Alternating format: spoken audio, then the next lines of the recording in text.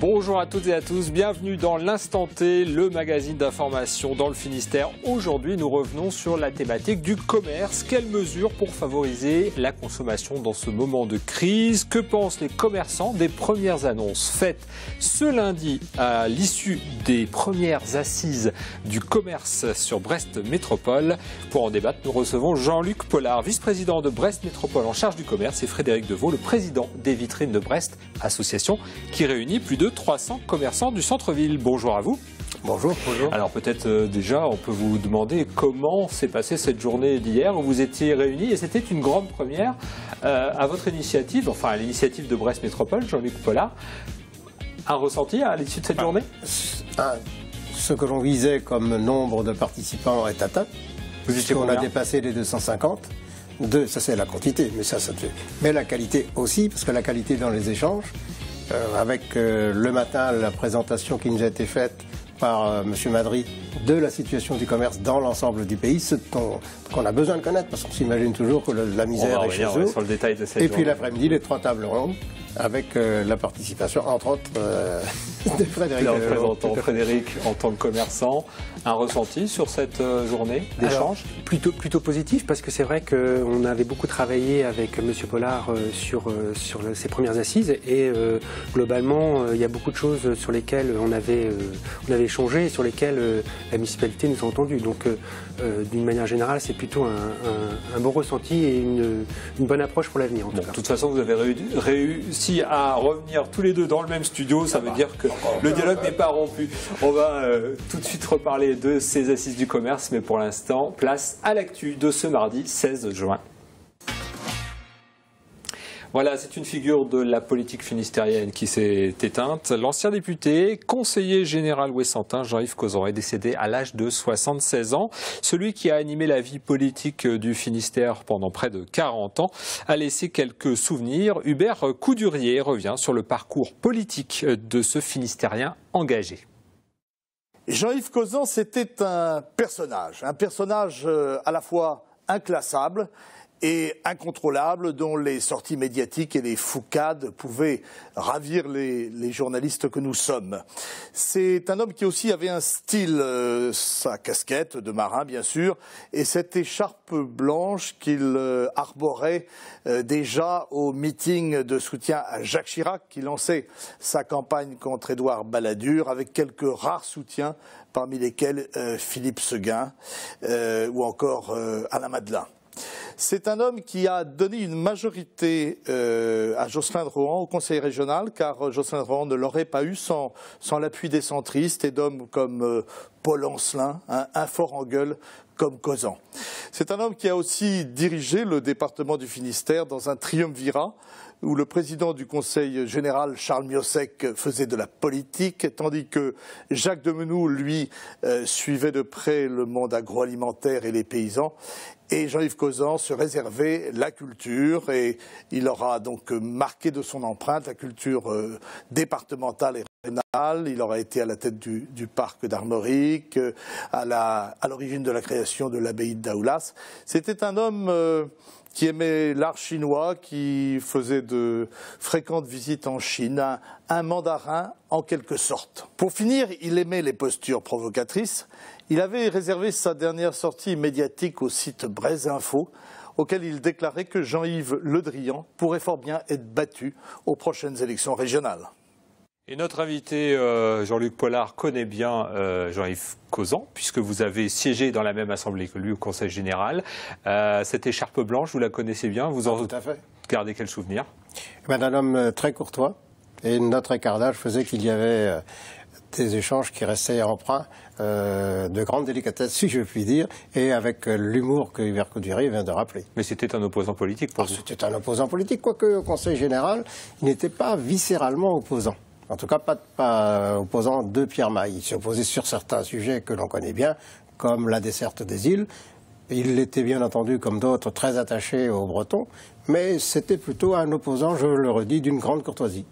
Merci Jean-Luc Pollard. Ce mardi, 42 médecins sur 45 faisaient grève à Quimper. Un mouvement pour dénoncer le manque de docteurs sur la capitale de Cornouailles, mais aussi pour s'opposer au projet de loi de santé. Un collectif rassemblant la quasi-totalité des médecins généralistes de la ville a été créé il y a un mois et annonce d'ores et déjà de nouvelles actions de grève. Julie Sicot a rencontré le président de cette association. Il revient sur les raisons du mécontentement. On l'écoute. Moins de 10 ans en arrière, on était plus de 70 et en moins de 10 ans, donc, nous avons perdu 40% de nos effectifs. Plus les perspectives que nous, on arrive à se projeter dans les 4 ans à 5 ans qui viennent, on va arriver quasiment, alors je ne veux pas comparer complètement, à ce qui se passe aujourd'hui dans certaines zones rurales. Ça fait un médecin pour 1500 habitants. La moyenne nationale est de 1 pour 600. La deuxième raison de la fermeture des cabinets, c'est de dire que voilà, les médecins de Quimper sont sensibles à leur indépendance professionnelle, au secret médical de leurs patients et au libre choix, éléments qui sont aujourd'hui dans les statuts de notre association et qui vont être mis en mal demain par le projet de loi santé qui va bafouer exactement ces trois principes-là. Aujourd'hui, c'est une première action de fermeture de cabinet pour sensibiliser. Mais demain, si le projet de loi passait, on sera en capacité de ne pas l'appliquer, allant jusqu'au déconventionnement s'il le faut pour ne pas le faire. Voilà, après la santé, l'environnement, le SMATA, le syndicat qui entretient le canal de Nantes à Brest, a inauguré un nouveau moyen de chasser les mauvaises herbes sur le chemin de halage, la désherbeuse hippomobile. Un désherbage à l'eau bouillante et l'engin est tiré par un cheval. Découverte de ce drôle d'équipage avec le reportage de Camille Pochet. Une hippomobile pour désherber les abords du canal de Nantes à Brest. Le concept remplace les désherbeuses traditionnelles et autres chalumeaux. Le SMATA vient d'acquérir cette désherbeuse à eau chaude, moyen écologique de s'occuper du chemin de halage. Il y a un certain nombre de paramètres très particuliers au canal. Le premier, c'est effectivement la proximité de l'eau qui fait que nous ne pouvons pas avoir recours à des moyens chimiques. Il faut que ça soit des choses beaucoup plus naturelles. Et puis le recours au cheval, par exemple, vient du fait qu'avec le cheval, nous allons pouvoir effectuer ces travaux toute l'année, y compris en juillet et en août, par exemple, période à laquelle il y a énormément de vélos. Et période durant laquelle nous ne pouvions pas jusqu'à maintenant intervenir avec des fourgons ou avec des tracteurs. Le concept, l'eau pompée dans le canal bout et brûle les cellules végétales. À l'intérieur de la désherbeuse thermique, l'eau est à 120 degrés. Et le dispositif pourrait bien avoir de beaux jours devant lui. Il y a une réglementation européenne qui va devenir très obligatoire pour les collectivités de ne plus utiliser donc, des produits phytosanitaires à partir de fin de l'année prochaine. Donc essayer de trouver des méthodes. Donc des méthodes alternatives, il en existe plein. On va aller de la binette au chalumeau ou à la méthode qu'on vient de voir actuellement. Et on essaye de trouver, nous, la méthode qui nous permet d'avancer et de venir le moins souvent possible sur la plante. L'hippomobile a un autre avantage, elle est bien accueillie par les usagers du canal. Surtout les gens âgés qui eux ont déjà vu ça, quoi. Lui aussi voulait une interview. Les enfants aussi qui forcément sont attirés vers le cheval, quoi. Bon, malgré qu'il est un peu gros, des fois ça peut effrayer aussi, mais... Tout l'été, Marina et son cheval s'occuperont des berges du canal de Carhaix à Châteaulin, soit 90 km le long du chemin de halage. Allez, on quitte les bords du canal de Nantes à Brest pour aller du côté des Côtes d'Armor qui fêtent ses 25 ans. Et avant, c'était évidemment les Côtes du Nord. Le conseil départemental a lancé dernier un jeu d'aventure sur 7 sites touristiques incontournables des anciennes Côtes du Nord. Rencontre avec les initiateurs de ce jeu de piste à Étable-sur-Mer. Reportage de Anne Burlot. En 1990, les Côtes du Nord deviennent les Côtes d'Armor. À l'occasion de ses 25 ans, le département vient de lancer un grand jeu de piste. Donc le jeu est un jeu d'aventure grandeur nature à travers les Côtes d'Armor. Il se compose de 7 circuits donc répartis sur l'ensemble du territoire. Donc ici, Étable-sur-Mer, on a un circuit à Trébeurdin dans les marais du Quélen, au sillon de Talbert, à Pleubian, au lac de Guerlédan du côté de Corel, à Erquy et à Corseul. Une chasse au trésor autant destinée aux touristes qu'aux costarmoricains qui ne connaissent pas forcément bien leur région. Ok, donc là par contre on est à l'étable.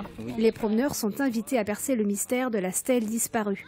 C'est tout simplement l'histoire d'Yvan, qui était un jeune éclusier en 1929, qui a découvert des morceaux de stèles. Il les a rassemblés, il a réussi à décrypter et il a trouvé que ce secret était relativement... c'était un grand pouvoir et il a décidé de cacher ces 7 morceaux dans le département. Le but du jeu, répondre à plusieurs énigmes et retrouver un morceau de la stèle sur chacun des circuits. Trouver la stèle, tiens justement il y a une information. Un exercice auquel s'est volontiers prêté ce groupe d'amis. Quel personnage célèbre a généralisé la gabelle? Chaque circuit dure entre 1h30 et 2 heures. Au choix, 3 niveaux de difficulté, des questions qui relèvent du calcul, de l'histoire ou encore de l'observation. Copernic. Une découverte par le jeu, mais surtout un prétexte à la balade. Ça permet de visiter la ville, la Bretagne, hein, et ça permet de découvrir la région. Et c'est chouette.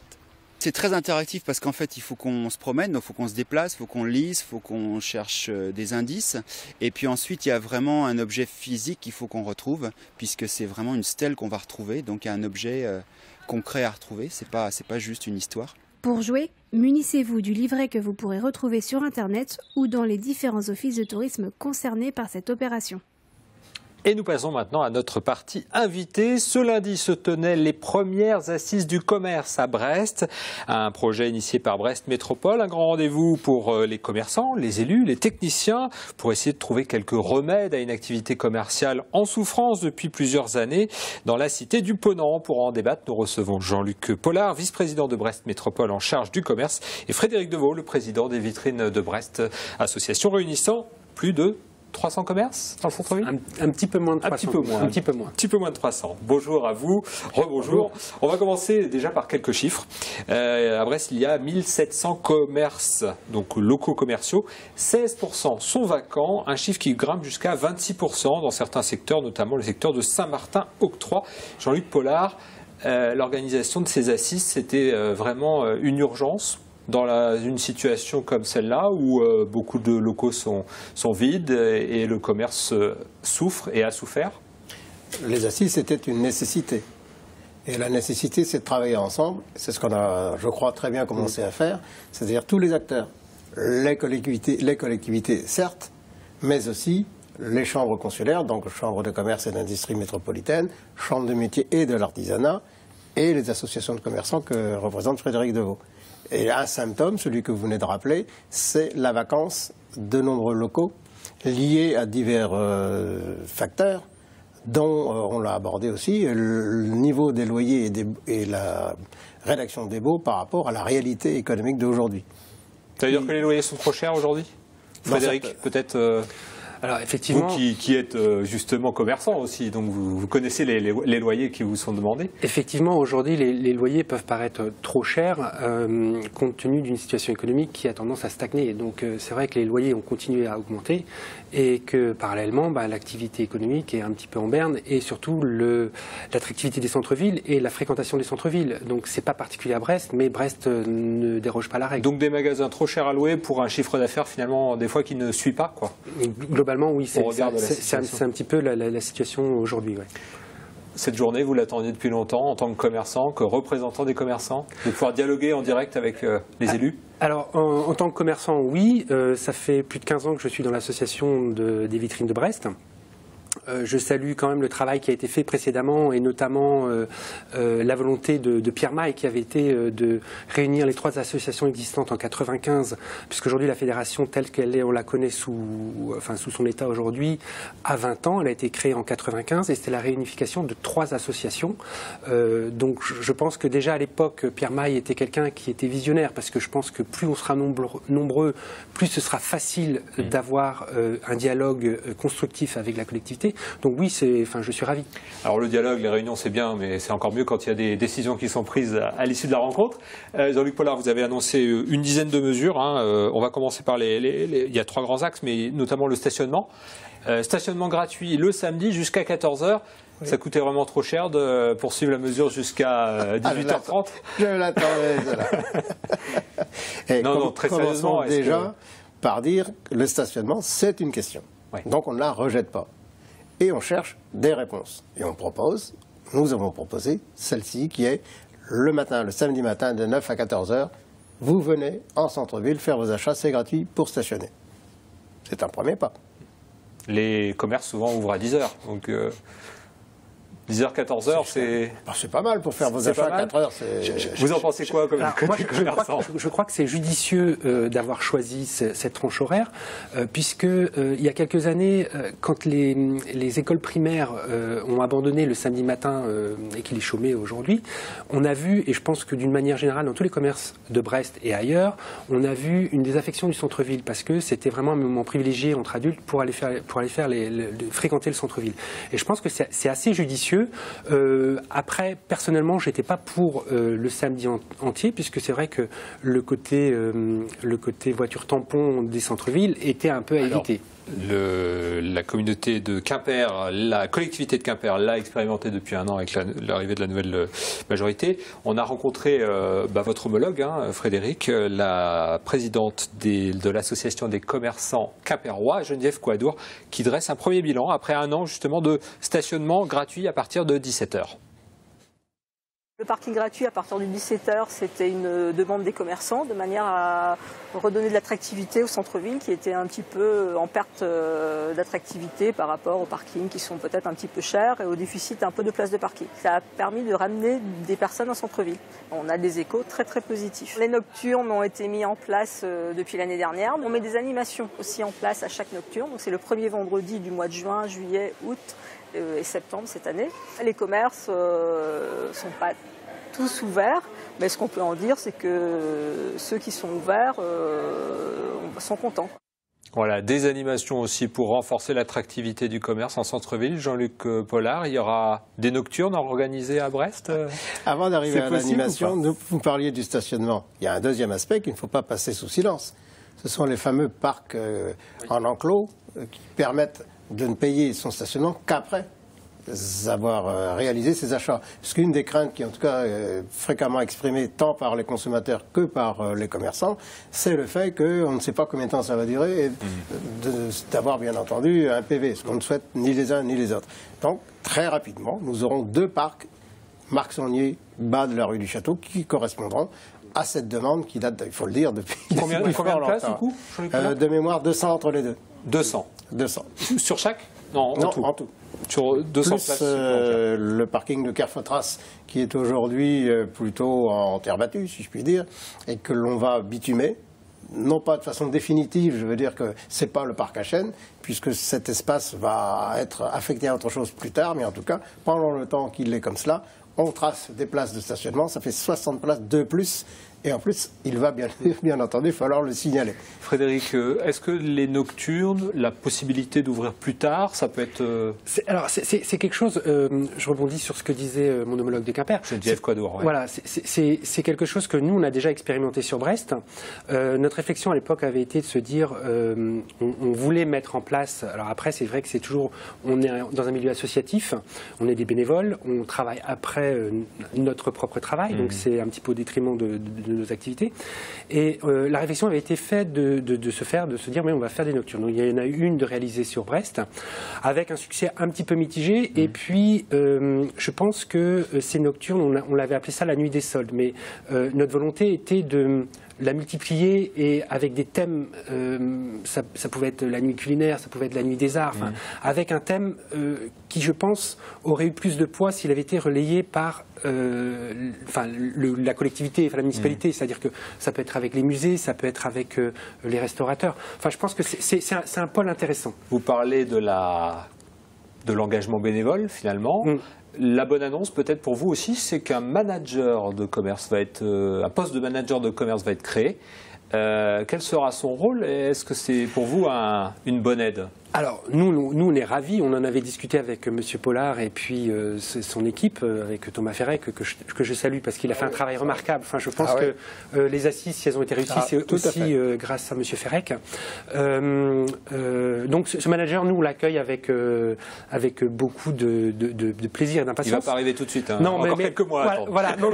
Mais par contre, je pense que son rôle va être primordial pour relayer l'information avec la collectivité.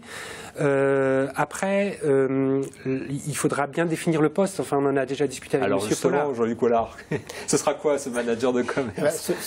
Déjà, c'est basique, mais c'est de faire travailler ensemble les acteurs.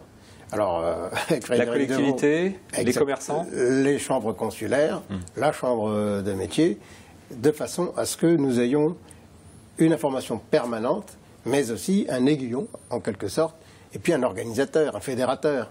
Puisque le terme qui va revenir le plus fréquemment, c'est de fédérer les énergies. Nous devons tous tirer dans la même direction. J'en connais un qui dit chasser en meute, mais il faut avoir cet esprit-là pour dire on va le faire et on va le faire ensemble. Et le manager de centre-ville va aussi être un élément important pour cela. Alors il faut savoir où concentrer ses efforts aussi. Quand on chasse, il faut avoir un périmètre de chasse. La question se pose, où est le centre-ville? Alors, l'un des intervenants de ces assises du commerce ce lundi, c'était Pierre Creuset, qui est intervenu justement avec un regard extérieur, justement, à Brest. Ce matin, on entendait certains commerçants râler avec la périphérie qui est en train d'exploser, le commerce sur Internet qui est en train d'exploser également. Non, je pense qu'au contraire, on s'approprie le centre-ville. On dit mon centre-ville. Le centre-ville, les gens viennent en centre-ville, se baladent en centre-ville. On appelle ça du fun shopping. Les centres-villes, ça doit être de l'ambiance, des zones piétonnes. Quand on dit le centre-ville est une véritable alchimie, c'est un tout. Parce qu'il faut refaire venir de la population en centre-ville. Mais donc, ça demande des investissements importants de la part de la collectivité. Parce qu'il faut faire des écoles, il faut faire des crèches, il faut accueillir tous les gens qui reviennent en cœur de ville. Voilà, le cœur de ville, Jean-Luc Pollard, il faut y faire des crèches, des écoles aussi. Bon, Brest a déjà des équipements. Oui. Une certitude, ça a été dit par Pascal Madry le matin. Et nous avons, je crois qu'on peut dire, nous, été enthousiasmés par son analyse. Ça a permis d'avoir une vision beaucoup plus large de la situation du commerce en centre-ville, dans le pays entier. Parce que ce n'est pas tout qu'on sait qu'on est les seuls malheureux. Et ce qu'il nous a effectivement indiqué, c'est qu'il fallait qu'il y ait de l'emploi dans le cœur de ville pour que les gens soient évidemment des consommateurs. Ouais. Et il est vrai que... Le handicap de Brest, c'est quand même d'avoir un long centre-ville, un segment avec pratiquement aucune rue adjacente qui soit animée. Je pense que le handicap de Brest, c'est que c'est une ville reconstruite et elle s'est faite autour de cette grande artère et c'est pas son centre historique et je crois que l'hypercentre n'est pas clairement établi et aujourd'hui on est sur, si on parle par exemple des illuminations de Noël, je me mets à la place de la collectivité, il est très difficile d'illuminer voilà 1,5 km de rue. C'est au détriment de l'hypercentre, enfin de ce qu'on va appeler l'hypercentre. Et pour nous, il est Saint-Martin, recouvrance. Très rapidement, un point quand même sur les Halles Saint-Louis, qui a été quand même le dossier un peu épineux du commerce. 1,5 million là, investi pour une solution temporaire. Quel est le but recherché? Quelle est la vision que vous avez aujourd'hui, Jean-Luc Pollard, pour ces halles? Cette vision, elle est facilitée parce qu'on a organisé 4 réunions avec les commerçants, certes, qui y sont encore, heureusement, mais aussi avec les riverains et avec les commerçants qui sont à proximité, sans oublier les conseillers consultatifs de quartier. Et l'objectif qui ressort d'une façon unanime, c'est de l'alimentaire de grande qualité, de l'accueil, de la convivialité, ce qu'on attend tous. C'est aussi simple que ça. À quel horizon?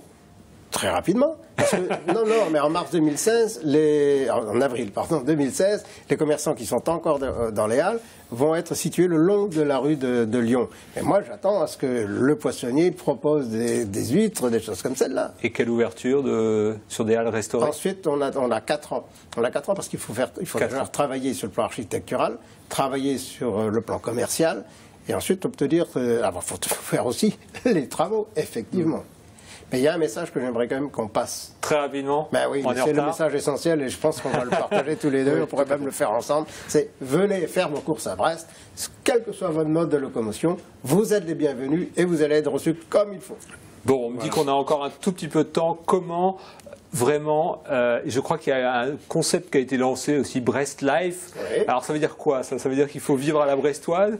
C'est comment vous voyez ça, vous, l'un et l'autre peut-être? Nous, on représente la Brest Life déjà, parce qu'on travaille ensemble, et c'est The Best Life. Tout à fait. Je crois vraiment que c'est... J'encourage tous les téléspectateurs à aller sur le site Brest Life, parce que je crois que c'est vraiment un dispositif très très intéressant. Et là, je pense, pour tous les sceptiques qui peuvent regarder l'émission ce soir, je pense qu'il faut vraiment aller cliquer sur Brest Life, parce qu'ils ont vraiment une idée de Brest de demain. Bon, le Brest de demain, c'est le Brest où on parle déjà ensemble, c'est déjà pas mal, et puis on imagine des choses pour une ville dynamique et commerçante. Merci beaucoup d'être venu, Frédéric Deveau, président des Vitrines de Brest, et puis Jean-Luc Pollard, donc vice-président en charge du commerce à Brest. Merci beaucoup de nous avoir suivis. On se retrouve demain pour un nouveau Instant T.